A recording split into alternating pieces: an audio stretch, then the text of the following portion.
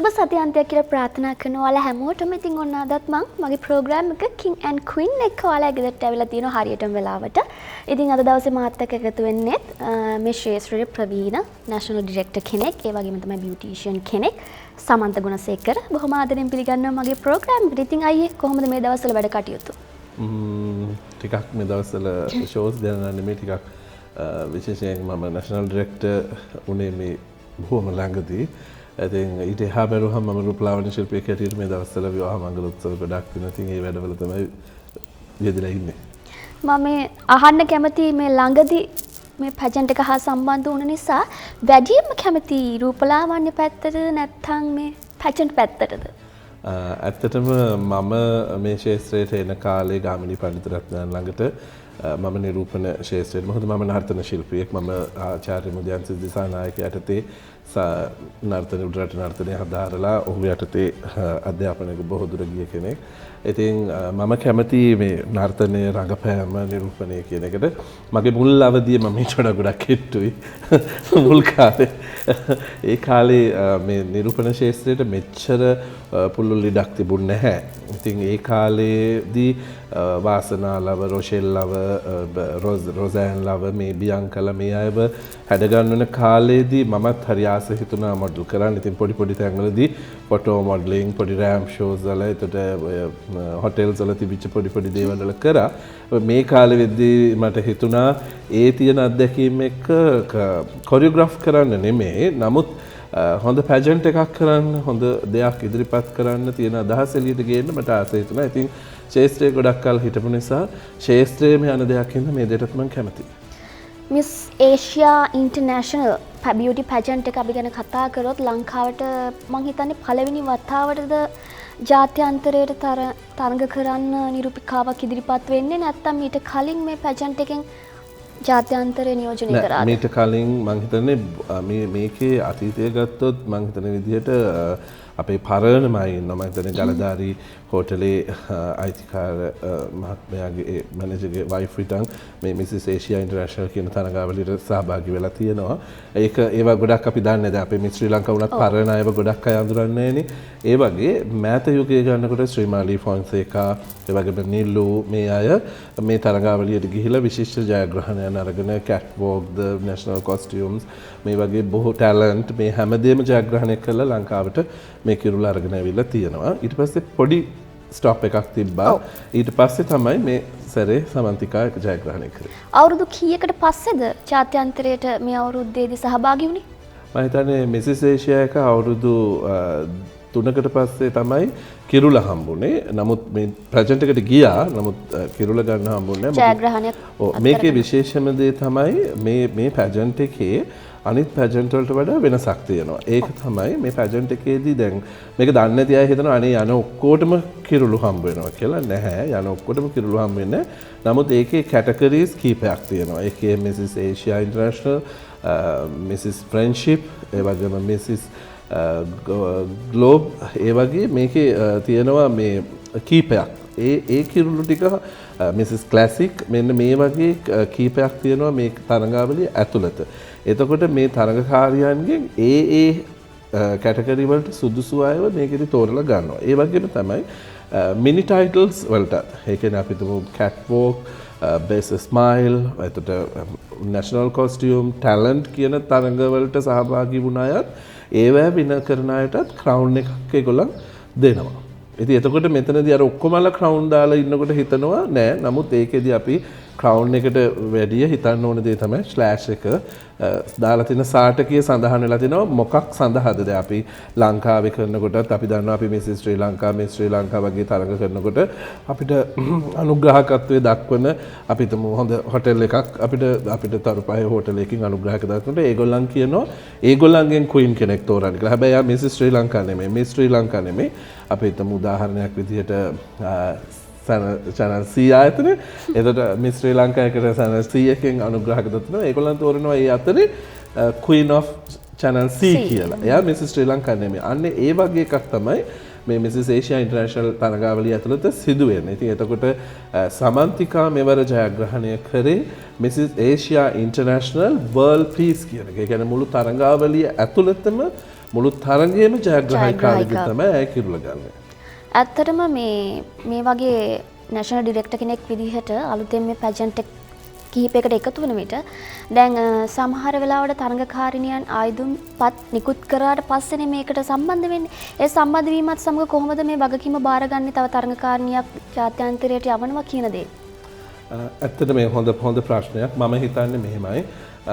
අපේ මම දකින පැත්ත මම මේකට හේතු වෙන්න අදහසත් මගේ පැත්තෙන් මම දකින්නේ දැන් මම මගේ මේ මොඩලින් පැත්ත නැතුව මම රූපලාවන්‍ය පැත්ත ගත්තත් මගේ ස්ටාෆ් එක හරි මගෙන් ඉගෙන ගත්ත ළමෙක් හරි රූපලාවන්‍ය තරඟාවලියකට මනාලියන් දැක්මකට ඇවිල්ලා හිටියොත් මම එයාට කියනවා ඔයාව තේරෙයි කියලා හිතන්න එපා. ඒක තමයි මගේ මුල්ම උත්තරය. මම කොයි වෙලේකවත් කැමති නෑ කාටවත් ෆේවරේෂන් කරන්න. මොකද මේ ෆේවරේෂන් කරනවා කියන්නේ අපේ ශාස්ත්‍රය අපි පල්ලෙහාට දාගන්නවා කියන එක. ඒකයි. ඒ වෙලෙදී මගේ දරුවා වෙන්න පුළුවන්, පිට දරුවෙක් වෙන්න පුළුවන්. හැබැයි මගේ දරුවට වඩා පිට දරුවට ටැලන්ට් එකක් තියෙනවා නම් මම දරුවට නෙමෙයි ආදරය කරන්නේ ශාස්ත්‍රයට. මම ශාස්ත්‍රයට ආදරය කරනවා නම් මම තෝරන්නේ මගේ දරුවට වඩා පිට දරුවා දක්ෂ නම් ඒ දරුවව තමයි මම තෝරන්නේ. ඉතින් ඒ නිසා පැජන්ට් වලදී මම දකින දේ තමයි මේ දැන් කාලේ මේ වර්තමාන යුගයේදී ශාස්ත්‍රය පොඩ්ඩක් පැජන්ට් ගොඩක් තියෙනවා. හැබැයි ටැලන්ට් එකක් තිබිලා දක්ෂතාවයක් තිබිලා කෙනෙක් ආවත් ඒ කෙනාව ගණන් ගන්න නැහැ කියන තැන දැන් තියෙනවා. ඒකට හේතුව විවිධ පැති තියෙනවා. ඉතින් මම හිතන දැන් අපි ගත්තොත් සිනමාව ගත්තත් එහෙමයි ඉස්සර දැන් නාට්‍යයක් ගත්තා ඉස්සර ස්ට්‍රිප් එකක් ගත්තාම ඒකේ ඇඳුම කොණ්ඩේ දාන ජුවලරි හැම දෙයකම දෙනවා. එහෙම නැත්නම් දැන් නිලියෝ ගත්තොත් නිලිය අරන් යන්නේ මොකද්ද? ඒක ඇඳලා රඟපාන්න පුළුවන්. බලන්න දෙයක් නෑ. දැන් අපි ඔතනදී මේ රැල්ල ගැන කතා කරනකොට මේ තේරෙන ක්වීන්ස්ලා ගැන සිනමාව හැමදේම ගැන කතා කරද්දී ලිංගිකත්වය ගැන කතා කරා. ලිංගිකත්වය කියන එක මම හිතන්නේ මහ ලොකු දෙයක් කියලා. ඒක බොරුවක්. ඒක නිකන් මිනිස්සු මවාගත්ත දෙයක්. අපි අතීතයේ අපේ කලාව ගැන ගත්තොත් එහෙම සිංහබාහු සිංහ සීවලී ගත්තොත් කතාව යනවා සිංහබාහු කියන තිරිසන් සතෙක් එක්ක තමයි සිංහ සීවලී ඉඳලා දරුවෝ හදන්නේ. ඒතකොට ඒතකොට මනමේ ගත්තොත් මනමේ කුමරිය තමන්ගේ කුමාරයාවත් ඇල්ල වැද්දෙක් එක්ක යනවා. ඉතින් එතකොට බැලුවොත් ඒවැ නොකියා ලිංගිකත්වයේ ගොඩක් ගැන කතා වෙනවා ප්‍රසිද්ධිය. හැබැයි ඒවා රහ ගොඩක් ගෙනත් දීපු අය. නමුත් මේ තරඟාවලියකදී පැවදෙන දේ තමයි හරි දේ තෝරන්නේ. අන්න ඒක තමයි වෙලා තියෙන්නේ. ටැලන්ට් එක තියන අය එන්නේ. දැන් අපි ගත්තොත් 1985 මම කතා කරොත් 1985 මිස් ශ්‍රී ලංකා කුමාරි දිසානායක කියන නිරූපිකාව දිනනවා. හැබැයි සයිස් එක ගත්තාම උසින් දැනුමෙන් පෙනුමෙන් හැම අදටත් ඇයව අල්ලලා බලනකොට තාමත් පොඩි බබෙක් වගේ. ඒ තරමට ලස්සනයි. එතකොට අපිට යන්න පුළුවන් ශිරන්ති රාජපක්ෂ මැතිනියට ඇයත් මිස් ශ්‍රී ලංකා කෙනෙක්. එතකොට අපිට ඊට පස්සේ පුළුවන් ජෙරල්ඩීන් බණ්ඩාරනායක, ජෙරල්ඩීන් රොසයිරෝ නෙමෙයි ජෙරල්ඩීන් බණ්ඩාරනායක, ඇන්ජලා සෙනවිරත්න. මෙන්න මේවා සනෝජා බිබිලේ මේවා ගත්තාම හොඳ ටැලන්ට් එකක් තියෙනවා කියලා පේනවා. දැක්ක ගමන්ම පේනවා. මොකද අදටත් තියෙනවා. දැන් මාල්නි ෆොන්සේකා ගත්තොත් නිලි රැජින හැටියට අදටත් ඇය ඉන්නවා. ගීතා කුමාරසිංහ ගත්තොත් අදටත් ඇය ඉන්නවා. ලස්සන සබීතා පෙරේරා ගත්තොත් අදටත් ඉන්නවා. මම හිතන්නේ ඒ හොඳ දැක්ම හින්දා ඒ හොඳ දැක්ම ඒ අධ්‍යක්ෂකවරු ඒ ඩිරෙක්ටර්ස්ලා හැම කෙනෙක්. ඉතින් මම මෙතනදී හිතන්නේ මේ ඩිරෙක්ටර් කියලා වාඩි උනේ සල්ලි හම්බ කරන්නවත් කවුරුත් කරනවට පැජන්ට් කරන්නවත් නෙමෙයි. හරි දේ තෝරන්න. විශේෂයෙන්ම අනිත් දේ තමයි මේ තරඟාවලිය ඉදිරිපත් කරන මම හදාගත්ත රූල්ස් කීපයක් තියෙනවා. මොකද එකක් ඇවිල්ලා අපි හිතමු දැන් බියුටිෂියන්ස්ලාගේ තරගයක් තියෙනවා කියලා. මමත් ඒකට මනමාලියෙක් ඇඳුවොත් ජජ් බෝඩ් එකට එනවා කියමුකෝ අපේ සුමුදු වසන්ත, රමණි ෆර්නෑන්ඩෝ, ප්‍රේමසිරි හේවාවසම් මේ වගේ අය ඒගොල්ලන් අනාථ වෙනවා මාව දැක්ක ගමන්. ඇයි මාව අයින් කරන්න බෑ. මට මොකක් හරි කරන්න වෙනවා. ඉතින් ඒ නිසා මේ ශාස්ත්‍රයේ ඉන්න නිරූපිකාවන්, නළු නිලියෝ මේ අයත් දැනගන්න ඕනේ පැජන්ට් එකක් දාපු ගමන් ඔක්කොම දුවන්න නරක අර රෙදි කඩාගෙන නේද? ඉතින් අර ඒ අපි හරි දේ තෝරලා මොකද ඒගොල්ලන්ට තැනක් හම්බ වෙලානේ. ඒගොල්ලන් නිලියක් හැටියට ඒගොල්ලන්ට තැනක් හම්බ වෙලා තියෙනවා. නළුවෙක් හැටියට තැනක් හම්බ වෙලා තියෙනවා. නේ ගායකයෙක් හැටියට තැනක් හම්බ ගායක. ඒතකොට මේකට ඉදිරිපත් වෙන නම් ගම්වල ඉන්න ලස්සන තරුණියෝ අපේ ලාංකිකත්වයකට අනික තමයි මිස් ශ්‍රී ලංකා කියලා ගත්තාම අපේ රටේ අපි දකින දේවල් තමයි මේ පැජන්ට් වලදී අපේ ලාංකිකත්වය පෙන්වන්නේ නැහැ කොතනකම. අනිවාර්යෙන්. පැජන්ට් මම දන්න විදිහට මම මේ ශේෂ්ත්‍රයට ආවේ ගොඩාක් මේ දේවල් කරන අය දිහා බලාගෙන අපේ දැවැන්තය වෙන සේනක ඩි සිල්වා, ලෝචින් වෝන්, ජෙරම් මේ වගේ අය, රාමනි ෆර්නෑන්ඩෝ, රොසෑන් ඩයස් මේ අය, වාසනා දන්තනාරායන මේ කොල්ලන් කරනකොට මේ ඉස්සල්ලාම දැන් අපි ලාංකික රූ රැජින නම් ඉස්සලා දැන් මිසිස් ගුවදේවා කරා ඉස්සර මිස් ලංකා කියලා පැජන්ට් එකක්. ඒකට මිස් ලංකා කියන්නේ ලාංකික රූ රැජින නේ. එතකොට අපි අපේ ඇඳුමෙන් ඉස්සල්ලාම සැරසිලන අන්න ඒ වගේ පොඩි පොඩි දේවල් වලින් මේ පැජන්ට් වලට එන දැන් ඔබ වුණත් කිරුලක් දැරුවා ඒ කිරුලේ වටිනාකම දෙන්න තව අපිට දේවල් කරන්න පුළුවන් නේ. දැන් ඔබට උනත් සමහර කරලා සමහර තේරෙන කිරුළුත් එක්ක බැලුවාම ඔබ හිතනවා නේද කිරුල ගත්තේයි කියලා හිතනවා තමයි. ඒ කියන්නේ අනිත් අය ළඟට ඔබවත් වැටෙයි කියන බයක් එනවනේ නේ. ඉතින් අන්න ඒ වගේ මම හිතනවා ඒතනින් එහාට ගිය දෙයක් කරන්න තමයි මම මේ ශාස්ත්‍රය තෝරගෙන මේ වෙලාවේ නැෂනල් ඩිරෙක්ටර් හැටියට ඉන්නේ. කරන්න පුළුවන් උපරිම කරන්න උත්සාහ කරනවා. ඔබේ අභියෝගය බාරගෙන වෙනසක් කරාද? ඒ මතේ ඔබ ඉන්නවද? ඔව් ඇත්තටම සමන්තිකාව තෝරන වෙලාවේ මට ඒ තරඟාවලියට යවන්න හම්බෙච්ච වෙලාව බොහොම ටිකයි. මට මෙහි පැජන්ට් එකක් කරන්න අමාරුයි.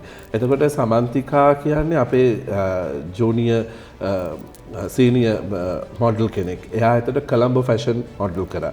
සේනක ඩි සිල්වට මොඩල් කරා. රොසෑන් ඩයස්ට මොඩල් කරා. රාමනි ෆර්නෑන්ඩෝට ඩයස් මොඩල් කරා. එතකොට ලංකාවේ මොඩල් ෆීල්ඩ් එක කියන එක ඇය දන්නවා. එතකොට ඇයගේ සිරුර ගත්තාම ඇයගේ සිරුරේ අපිට අවශ්‍ය හැඩය පෙනුම හැම මේ හැමදේම. හැබැයි මම තනි තිරණයක් ගත්තේ නෑ. මම මේ වෙලාවේ වාසනා දන්තනාරායන, ප්‍රේමශ්‍රී හේවාවසම්, සේනක ඩි සිල්වා, රොසෑන් ඩයස් මේ හැමෝගෙම ඇහුවා මේ නම ඕකේද? මේ කෙනා ඕකේද කියන එක. එතකොටත් ඇය ලංකාවේ තිබිච්ච දැවැන්ත තරඟාවලියක টপ 6 හැටියට තේරිලා හිටියා. টপ 6 එකේ හිටියා මිස් ශ්‍රී ලංකා එකේ. ඉතින් එතනදී බැලුවාම මට ඇයව යවන එක වරදක් නෑ කියන එක මම තීරණය කළ ඉවරයි. මොකද මගේ අදහස එක්ක විතරක් නෙමෙයි පිටායගේ අදහසුත් එක්ක රටේ දැවැන්තයෝන්ගේ අදහස අරගෙන තමයි මම ඇව ඇරියේ. ඉතින් මම හිතනවා හරි දෙයක් මම කරා කියලා. දැනට ලංකාවේ ගොඩක් බියුටි පැජන්ට්ස් පැවැත්වෙනේ. අතරින් මිසස් ඒෂියා ඉන්ටර්නැෂනල් කොහොමද ඔබ හිතන විදිහට හොඳ තැනක තියෙනවද? මිසිස් ඒෂියා ඉන්ටර්නැෂනල් හොඳ තැනක තියෙනවා. එතනදී විශේෂය තියෙන්නේ මේ තරඟාවලිය ගැන ගොඩක් අය දන්නේ නැහැ. අන්න ඒක තමයි තේරුම. මම හිතනවා ලෝකෙම තියෙන තරඟ වලින් ගත්තාම අපි ගොඩාක් වෙලාවට හරි විදිහ දකින තරඟයක් තමයි මිස් වර්ල්ඩ් and තව තරඟාවලියක් තියෙනවා. ඒක ඇවිල්ලා මට මේ වෙලාවේ නම මතක් වෙන්නේ නැහැ ඒකේ. ඒ ගැන පස්සුව කතා කරමු. එතනදී අපි දකිනවා ඒ තරඟාවලිය තමයි අපි මුළු ලෝකෙටම ඒගොල්ලන් පෙන්නනවා. මුළු තරඟාවලියම ඒගොල්ලන් පෙන්නනවා. එතකොට ඔබ කියනවාද සමහර විට මිස් යුනිවර්ස් වෙන්නේ? මිස් යුනිවර්ස් එකයි මිස් ශ්‍රී ලංකා මිස් වර්ල්ඩ් එකයි. එතකොට මිනිස්සු හිතන්නේ මේ දෙක විතරයි තියෙන්නේ කියන එක. හැබැයි එකක් තියෙනවා. අපේ ඕගනයිසින් ගත්තාම ලංකාවේ ගොඩක් පැජන්ට් වල පිටරට තියෙන පැජන්ට් ඒගොල්ලන් ඉන්ටර්නැෂනල් තරඟාවලියක් කියලා ඒගොල්ලන් පැවැත්වුවට ඒගොල්ලන් ක්‍රියා කරන විදි වෙනස් අපිට වඩා. ඒගොල්ලන්ගේ ඕගනයිසින් වෙනස් අපිට වඩා. ඉතින් එතකොට ඒ සමහර පැජන්ට් වල ඒගොල්ලන්ට වඩා ලොකු දෙයක් අපි මෙහි ලංකාවේ කරනවා. එතනදී. හැබැයි වැලියු එක විදිහටම තියෙනවා. ඒගොල්ලන් එහි කොයි විදිහට කරත් ඒගොල්ලන්ගේ ඉන්ටර්නැෂනල් කියන එක අපිට ගන්න බෑනේ. ජාත්‍යන්තරය කියන එක ගන්න බෑනේ. ඒතර ජාත්‍යන්තර රටවල් කීපයක් එකතු වෙලා තමයි ඒ තරඟාවලිය පවත්වන්නේ. එතකොට ඒකට උන් අපේ වගේ හොර දේවල් නෑ. දැන් අපේ සමහර තරඟාවලි මම දැකලා තියෙනවා මෙහි තරඟ තියෙනවා. හැබැයි ඒගොල්ලන්ට ලයිසන් එක නෑ. ලයිසන් එක ගන්න නම් අර දිනන ළමයා ලක්ෂ ගාණක් දෙන්න ඕනේ. ඊට පස්සේ තමයි ළමයා තමයි ලයිසන් එක අරන් යන්න ඕනේ. ඉතින් අන්න ඒ වගේ දේවල් මිසස් ඒෂියා එකේදී නෑ. ඔව් ඉතින් අපිට තවත් කතා කරන්න ගොඩක් දේවල් තියෙනවා. ඊට කලින් පුංචි කමර්ෂල් බ්‍රේක් එකකට ගිහින් එමු. ඉතින් මේ මගේ ප්‍රෝග්‍රෑම් එක King and Queen. මම පුංචි දෙයක් කියන්නද? ඔයාලට මොබයිල් ෆෝන් එකක් තියෙනව නේද? කම්මැලි වෙලාවට ඔයා FB එකේ කාලය ගොඩක් නාස්ති කරනව නේද? කැමතිද 23:11ට කෝල් එකක් දීලා Honda බයික් එකක් දිනා ගන්න? ඔබේ දුරකථනයේ 23:11ට දැන්ම කෝල් එකක් අරගෙන අලුත්ම අලුත් දිස්නේ ගහන Honda Grazia බයික් එකක් දිනා ගන්න. මං කියනවට පොඩි කෝල් එකක් දීලා බලන්න. මේක මාරම ගේම් එකක්.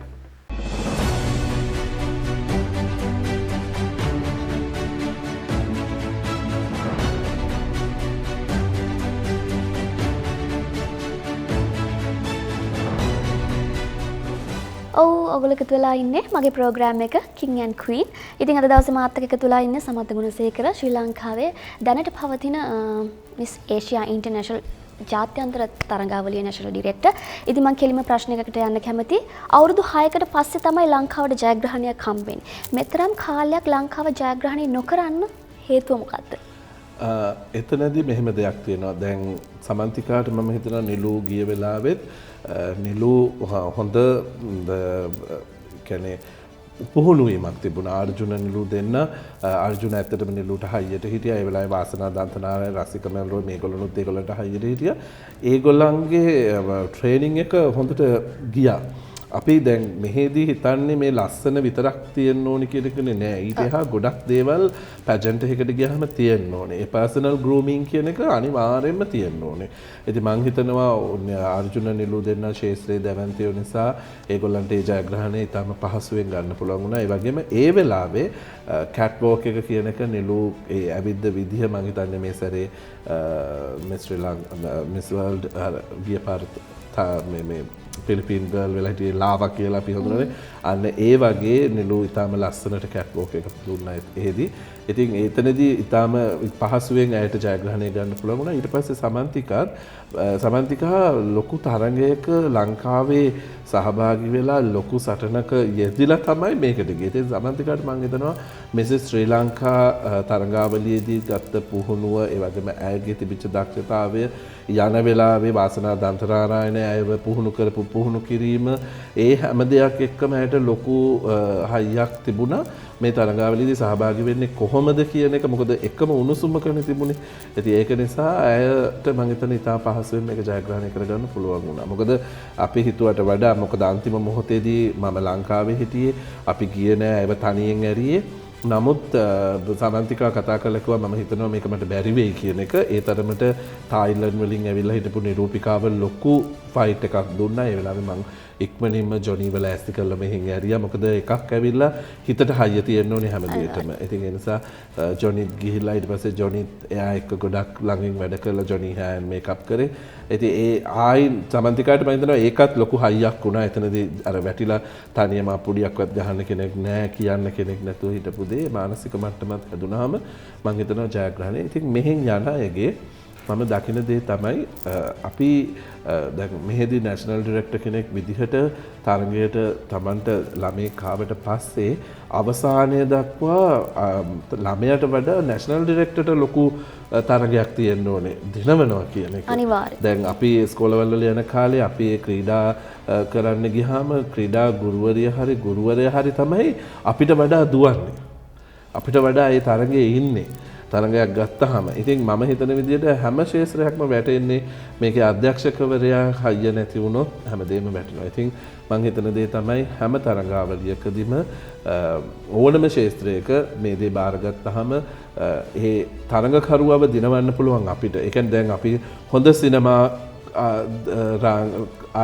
දෙයක් දැක්කහම කලාවක් චිත්‍රපටියක් දැක්කහම අපි ඉස්සෙල්ලා බලනවා කවුද අධ්‍යක්ෂකවරයා කියලා. එතකොට අධ්‍යක්ෂකවරයා ගැන හිතනකොට ඒ චිත්‍රපටිය ගැන හිතන්න පුළුවන්. මොකද අපි දන්නවා මේක පොවනවා මේගොල්ලන්ට. මේගොල්ලන්ට පොවලා මේ නළු නිලියන්ගෙන් ගන්න පුළුවන් දක්ෂතාවය එළියට උපරිම ගන්නව මාරවල කියලා. මම එක උදාහරණයක් කියන්න. මම මේ ශේෂ්ත්‍රයට එනකොට මට හම්බුණා ලක්ස්. ඒ කියන්නේ මේ අවුරුදු 20කට 23කට විතර එහා කතාවක් මම කියන්නේ. ලක්ස් ඇඩ් එක මට මේකප් කරන්න කියලා ස්ක්‍රීන් ටෙස්ට් එකේදී මේකප් ආටිස්ට්ලවත් ඒගොල්ලන් බලනවා. එතකොට ඒ වෙලාවේ දක්ෂ කම්පැනියකින් තමයි මේක කරේ. ඒ වෙලේ මාව ටෙස්ට් එකට ගන්නකොට මාව මගේ ගුරුවරයා දැම්ම ශේෂා පලියක්කාර කියන රූපලාවන්‍ය ශිල්පියා ළඟට.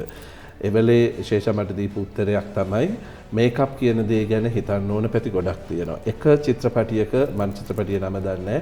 ස්වර්ණ මල්ලවාරච්චි කියන දක්ෂ අපේ රංගන ශිල්පිනියව ඔහුට තිබුණලු මේ ලිපට පිබලා දුම් ගහ ලිපට පිබෙන ෂොට් එකක් ගන්න.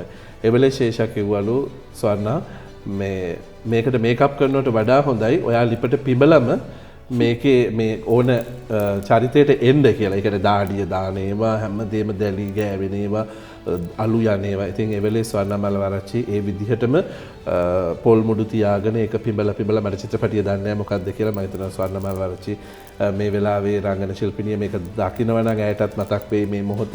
ඉතින් මට ශේෂ දුන්නේ එකයි චරිතයක් මේකප් කරනකොට චරිතයට මම යන්න ඕනේ ඉස්සෙල්ලා. එතකොට තමයි මට ඒතකොට ස්වර්ණගේ චරිතය ශේෂාපලියක්කාර කියන රූපලාවන්‍ය ශිල්පියා ඇඟට ගත්ත නිසා තමයි ඒ අදහස දෙන්න පුළුවන්. ඒ වගේ තමයි ඩිරෙක්ටර් කෙනෙක්, නැෂනල් ඩිරෙක්ටර් කෙනෙක් හැටියට තරංගය ගත්තාම සල්ලි විතරක් නෙමෙයි තරංගය. මේ නැෂනල් ඩිරෙක්ටර් කියලා උඩින් ඉන්න එක නෙමෙයි තරංගය.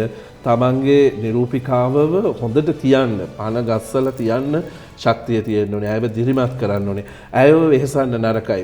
පුළුවන් තරම් දේවල් අපි හොයලා දෙන්න ඕනේ. මම මොකද මම අන්තිම මොහොතේ සමන්තිකාව යනකොට සමන්තිකාගේ නැෂනල් කොස්ටියුම් එක ගෙනියන්න බෑ කිව්වා. මොකද හිරාන්ගේ දක්ෂතාව ඉතාම විශාලයි. නාරිලතා රූපේ දෙන්න බෑ කිව්වා ගෙනියන්න. ඒ වෙලේ සමන්තිකා අතේ ලොකු සල්ලියක් අතේ තිබුණෙත් නෑ. ඒ වෙලේ මම එයාපෝට් එකේදී කරන්න පුළුවන් උපරිම දේ කොහොම හරි කරලා මම ඇඳුම් ටික ඇරියා. ඉතින් ඒක නැෂනල් ඩිරෙක්ටර් කෙනෙක්ගේ යුතුකම. අපේ සමහර තරඟවලට යන අයව මම දකිනවා එයාපෝට් වලදී ඒගොල්ලන්ගේ සපත්තු පවා එළියට දානවා ගෙනියන්න විදිහක් නැහැ. ඉතින් ඒ වගකීම ගන්න ඕනේ නැෂනල් ඩිරෙක්ටර්. මම හිතන්නේ අන්නේ ඒ පුහුණුව අපි තියෙන්න ඕනේ ඉස්සෙල්ලා ට්‍රේනින්. දැන් අපි අධ්‍යාපනය ගන්නකොට ටීචර්ස්ලා උපාධිය ගත්ත විතරක් නෙමෙයිනේ අවුරුද්දෙන් අවුරුද්ද ඒගොල්ලන්ට ටීචර් ප්‍රෝග්‍රෑම් කියලා ප්‍රෝග්‍රෑම්ස් එනවා. ඒ වගේ නැෂනල් ඩිරෙක්ටර්ස්ලාත් මම හිතනවා ගොඩාක් ශාස්ත්‍රයේ ගන්න ඕන දේවල් තියෙනවා. සේනකලා ලෝචින්ලා වගේ අයගෙන් අපි ගන්න ඕන ඇඩ්වයිස් තියෙනවා. ඒව අරගත්තාම අපිට හොඳ ශාස්ත්‍රයක් ගොඩනගන්න පුළුවන් වෙයි. දැනට ලංකාවේ බියුටි පැජන්ට්ස් ගොඩක් තියෙනවා. ඇත්තටම ඇයි ලංකාවේ තියෙන බියුටි පැජන්ට්ස් වලට රාජ්‍ය අනුග්‍රහයක් ලැබෙන්නේ නැත්තේ? මම හිතනවා අර දැන් ඕක බියුටි පැජන්ට් වලට විතර නෙමෙයි හැම ශාස්ත්‍රයකටම ඇවිල්ලා තියෙන දෙයක්. හැමදේම ඕනවට වඩා හදාගත්තාම ඒකේ අගයක් නෑනේ. මම අර ඉස්සෙල්ලා කිව්වේ දැන් ඔබ ගත්ත කිරුලේ වටිනාකම නැතු යනවා. ඒක අනිත් එක තමයි මේ කිරුල මේ තරඟ පවත්වන විදි, කරන විදිය, ඇඩ්වර්ටයිසින් වෙන විදි, ඒ වේදී මේ ගන්න තීරණ දිහා බලාගත්තාම මම හිතනවා රාජ්‍ය අනුග්‍රහය එන්න කැමති වෙන්නේ හැම වෙලාවෙම දේවල් මම හිතන්නේ මේවා ලිමිට් වෙන්න ඕනේ. අනිවාර්යයෙන්. මේවා ලිමිට් වෙලා මේවා හරි දේ ඇත්තටම රාජ්‍ය මේවා දිහා බලන්න ඕනේ. මම එක දවසකුත් කියපු දේ තමයි මේ නිරූපණ ශාස්ත්‍රය කියන එක මේ පැජන්ට් කියන දේවල් හරි විදිහට රාජ්‍ය අනුග්‍රහය ඇතිව වෙනවා නම් රජය මේවා පිළි අරගෙන මේවා හොඳ නරක හොයලා කරනවා නම් රජයට අපේ මේ රටට ලොකු විනිමයක් ගේන්න පුළුවන් කොටසක් මේ අපි මේ කරන්නේ. අපි හිතමු දැන් මම හිතමු මිසිස් ඒෂියා ඉන්ටර්නැෂනල් කියන තරඟාවලිය ලංකාවට ගෙන්නන්න පුළුවන් වුණොත් කොයි පැතිවලින් අපිට ආදායම ලැබෙනවද? හැම පැත්තකින්ම එනවා. ඒතර අපේ ලංකාවේ තියෙන දේවල් මේ පිටරටවල වල මිනිස්සු අහම කොච්චර බලන්න ගනීද? නේ? එතකොට ඉතින් අර මම කියන්නේ අනේකයි ඒ දැන් අපි මේ මියන්මාර් වල මේ තරඟයට ගිය වෙලාවේ අපි දැකපු දේ තමයි ඒ ගිය කන්ටෙස්ටන්ට්ස්ලා අරන් ගියේ ඒගොල්ලන්ගේ රටේ දේවල් පෙන්නන්න. ඒගොල්ලන්ගේ දේවල් පෙන්වන්න අරන් ගියේ. හැබැයි අපේ රටට කවුරු හරි ආවම අපේ කියන දේවල් පෙන්වන්නේ නැහැනේ බොහෝම පොඩ්ඩයි. වෙන දේවල් තමයි පෙන්වන්නේ. ඉතින් අන්න ඒ පැත්තෙන් අයින් වෙලා අපේ කියනකම හිතට අරගෙන රාජ්‍ය අනුග්‍රහය දීලා මේ තරඟවලට මේ තරඟ පවත්වන්න ඕන දේවලුයි එපා තරඟයි මේවට නීතියක් ඇවිල්ලා නීතිගත වෙලා මේ තරඟ පැවැත්වෙනවා නම් මම හිතනවා මේ ඉන්ඩස්ට්‍රි එක ගොඩක් උඩට එයි කියලා. ඇත්තරම මේ බියුටි පැජන්ට්ස් වල හිතෙන්නේ නැද්ද මීට වඩා හොඳ ප්‍රමිතියකින් මේ රටේ වෙන්න ඕනි? අනිවාර්යෙන්ම. නැත්තම් මේ තියෙන යන ක්‍රමයක් එක්ක සමහර විට බියුටි පැජන්ට් එකක් කිව්වම ළමයෙක්ට තියෙන ආසාවත් එක්ක සමහර තැන්වලදී ගෙදරින් පවා තහංචි වැටෙන අවස්ථා තියෙනවා. මේ දේවල් වලට යන්න එපා, මේ දේවල් වලින් ඔයාගේ අනාගතයට හොඳක් වෙන්නේ නැහැ කියන දේ තන බොහෝ දෙමව්පියෝ සිටිනවා. ඇත්තටම මේ දේවල් වලට හේතුව මොකක් කියලාද හිතන්නේ? ඒකට හේතුව මම මෙහෙමයි පැජන්ට් එකක් කරනකොට දැන් මටත් පුළුවන් පැජන්ට් එකක් මේ පැජන්ට් එකත් ඇල්ල තව එකක් කරන්න. හැබැයි අපිට නිදහස තියෙන හින්දා එක දේවල් කරන්න පුළුවන්. එකක් ඒවට නීති එන්න ඕනේ මේවා කරන්න පුළුවන්ද බැරිද කියන එක සංස්කෘතික මණ්ඩලයෙන් අවසර ගන්න, රැඟු පාලක මණ්ඩලයෙන් අවසර ගන්න කියලා මේ හැම දෙයක්ම ආවොතින් මේවා සීමා වෙයි. ඒ වගේම ළමයිනුත් බලන්න ඕනේ මේවට යන්න ඉස්සෙල්ලා මේකේ බෑග්ග්‍රවුන්ඩ් එක මොකක්ද කියන එක. දැන් මම අර ඉස්සෙල්ලා කිව්වා වගේ ඉස්සර අපි ගත්තොත් මම මේ පරණ අතීතය ගැන කියන්නේ ඒවා ඊටාම සුන්දර නිසා කියන්නේ දැන් චරිතයක් රඟපාන්න කියලා වුණා දැන් නළු නිලියෝ කියලා අලුතෙන් බිහි වෙන්න යන කොටත් රඟපාන්න ආසයි. හැබැයි එතකොට කරන්නේ මොකද්ද? රඟපාන්න ආසින්ද රෙදි මේකප් කොණ්ඩ ඔක්කොම තමන් කරගෙන ගිහිල්ලා රඟපාන්න යනවා. එතකොට ඒ අධ්‍යක්ෂකවරයාට මේකප් ආටිස්ට් කෙනෙකුට සල්ලි යන්නේ නැහැ. ඇඳුම් මහන්න සල්ලි යන්නේ නැහැ. නේද? ඇයිද අර ළමයා ඔක්කොම ටික අරන් ගිහලා ඊට පස්සේ එයා ගන්න. නමුත් හරි දෙයක් කරන කෙනා තමන්ගේ වැලියු එක තියාගන්න ඕනේ ඉස්සෙල්ලා. තමන් කවුද කියලා දැනගන්න. දැනගෙන තමයි තරඟට යන්න ඕනේ. මම කවුද, මගේ මොකද්ද තියෙන ටැලන්ට් එක, මට මේ දක්ෂතාවය තියෙනවද? එහෙමනම් මම යන විදිහක් තියෙනවා. අන්නේ විදිහෙන් මේ තරඟවලට ඇතුල් වෙනවා නම් ප්‍රශ්නයක් නැහැ. හැබැයි මේක ඇඩ් කරපු ගමන් Facebook එකක් හරහා දාපු ගමන් තමන් කවුද කියලා දන්නේ, තමන්ගේ බඩ කොහෙද, ඇඟ කොහෙද, තමන්ගේ පාට මොකද්ද, කොට ඇඳුමක් ඇඳුවොතින් කකුල් වල කොච්චර මුද්දර වගේ තුවාල කැලල් තියෙනවද මොනවද කියලා හිතන්නේ නැහැ. තමන් දැන් ඔය දන්න විදිහට හෝ නොදන්න විදිහට බේස් එකක් ගාගෙන සුදු පාට වෙලා කොණ්ඩේ බ්ලීච් කරගෙන පාට දාගෙන මොඩල් කියලා ලලි කොටන් දෙකක් දාගෙන ඔන්න ඉතින් මොඩල් කරන්න එනවා. එතකොට මේ පැජන්ට් එක කරන අය හරි විදිහේ අය ආවෙ නැතුණාම අර වගේ 10ක් 15ක් දාලා හරි ඕක කාට හරි විකුණගෙන පෙන්නලා මෙහෙම මම කතා කරන්න විරුද්ධව කකුල් පෙන්නනවා, ඇඟ පෙන්නනවා, කාගේ හරි කම්පැනි එකකට දෙනවා කීයක් හරි ගන්නවා. ඉතින් ඔන්න පැජන්ට් එකක් කරනවා. ඒකෙන් හරි කෙනාට තැනක් නැති වෙනවා. මම කියන්නේ අන්න ඒකයි. ඉතින් එතකොට තමනුත් දැනගන්න ඕනේ ඉස්සලා. දැන් මම ඉස්කෝලේ යන කාලේ මම හොඳ රනර්. මගේ ස්පෝර්ට් මීට් අපේ ඉස්කෝලේ ස්පෝර්ට් මීට් තියෙනකොට මම දුවන්න ආවොතින් 100 මීටර්ස් අනිත් එක හවුස් එකකවත් ෆ්ලෑග් උස්සන්නේ නැහැ. හැබැයි මට දැන් දුවන්න බෑ. මොකද ඒක මං කියන්නේ මේ ඊයේ පෙරේද සුසන්තිකා ජයසිංහව මං හැඩ ගන්නවා. මං ඇහුවා අක්කේ දැන් දුවන්න පුළුවන්ද කියලා. කොල්ලෝ මට උඹ එක්කවත් දැන් දුවන්න බෑ කිව්වා. නමුත් ඇය ඔලිම්පික් අපිට සිල්වර් මෙඩල් එක අරගෙන ආපු කෙනා. හැබැයි එයාගේ තැන තියාගෙන ඉන්නවා. දැන් දුවන්න ඉක්මන. ඉතින් ඒ වගේ මේ ඇඩ් එකක් දාපු පළියට එන්න එපා. ඉස්සෙල්ලා බලන්න මේ සුදුසුකම් තියනවාද කියලා. හැබැයි ඒ වගේම නැෂනල් ඩිරෙක්ටර්ස්ලා දැනගන්න ඕනේ උස. මොකද මම දන්නවා පෞද්ගලිකව මම තමහර තරඟවලට මේ නැෂනල් ඩිරෙක්ටර් වෙන්න ඉස්සෙල්ලා මාව ජජ් බෝඩ් වලට ගෙන්නුවාම මම බලන් ඉන්නවා විශේෂයෙන් පිරිමි ළමයි ගත්තාම අඩුම අඩි 5යි අඟල් 9ක් 10ක්වත් වෙන්න ඕනේ තරඟයකට එන්න. අඩි 5ක්වත් උස නැති ළමයි තරඟවල ඉන්නවා. ඉතින් ඇත්තට ඒ ජජ් බෝඩ් එකේ වාඩි වෙච්ච එක ගැනත් මම දුක් වෙනවා. ඇයි ඒගොල්ලන්ට අනාගතයක් නැහැ. ඒ ළමයාට පැහැදිලි කරලා දෙන්න ඕනේ. ඔයාව කැටගරි කරන්න පුළුවන් තැන මොකද්ද? අපි මොඩල් ෆීල්ඩ් එක ගත්තාම රෑම් මොඩලින්, ෆොටෝ මොඩලින්, රංගපාන මේ හැම දෙයකටම වෙන් කරන්න පුළුවන්. එතකොට ඒ දක්ෂතාවය දැකලායි වෙන් කරගන්න ඕනේ. ඉතින් දරුවොත් දැනගන්න ඕනේ යනකොට Tamanට ඒ සුදුසුකම් තියනවද කියලා දැනගෙන යන්න. ගෑනු ළමයි පිරිමි ළමයි දෙගොල්ලොම දැනගෙන යන්න ඕනේ. හැබැයි විශේෂම දේ තමයි උස තියෙන්න ඕනේ, අනිවාර්යයෙන්ම ලස්සන තියෙන්න ඕනේ, පැහැපත්කම තියෙන්න ඕනේ. සුදු කළු කියන එක නම් මම හිතන්නේ නෑ. ඒක හැබැයි මේ හැමදේ එක්කම හොඳ බුද්ධියක් තියෙන්න ඕනේ. හොඳ දැනුමක් තියෙන්න ඕනේ. ඒ දේ තමයි විශේෂම දේ වෙන්නේ. සමහරක් වෙලාවට සමහර තරඟවලදී වාඩි වෙලා ඉන්නකොට අහන ප්‍රශ්නෙට උත්තර දෙනකොට මේ හිතනවා මේගොල්ලන්වද මේ අරගත්තේ කියලා. ඉතින් අන්න ඒ වගේ දේවල් තියෙනවා. ඔව් ඉතින් අපි අද දවසේ ගොඩක් දේවල් කතා කරා. ඉතින් අද මගේ ප්‍රෝග්‍රෑම් එකට එකතු වුණේ සමන්ත ගුණසේකර. බොහොම ස්තුතියි අද මාත් එක්ක එකතු වුණාට. ඉතින් රසවත් කතා බහක් අපි දෙන්නගේ අතරේ අපේ ප්‍රෝග්‍රෑම් එක ගැන මම හිතනවා මට කියා ගන්න ගොඩක් දේවල් තිබුණා. ඒ ඔක්කොටම channel C හරහා මට ඉඩ ලැබුණා. ඒ ගැන මම ගොඩක් සන්තෝෂ වෙනවා.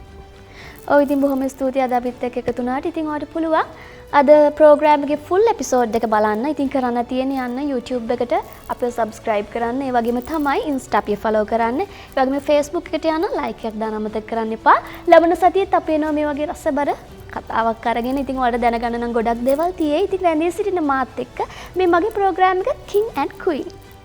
හැමතිස්සෙම මම ෆෝන් එකේ ඉන්නවා කියලා මාව සැක කරාට හොඳ වැඩි. මම එහෙම කරේ ඔයාලට තියෙන ආදරයට ළමයි. ඔන්න මම 23:11ට කෝල් කරලා දැනුමයි වාසනාවයි තරඟට සහභාගී වෙලා අද Nokia ස්මාර්ට්ෆෝන් එකක් දිනාගත්තා. ඔන්න ඔයත් ඔයාගේ වයිෆ්ට මේ ගේම් එක පුරුදු කරන්න. එහෙනම් කොල්ලෝ අපි ගියා. ඔබේ දුරකථනයෙන් 23:11ට දැන්ම කෝල් එකක් අරගෙන අලුත් දිස්නේ ගහන Honda Grazia බයික් එකක් දිනා ගන්න.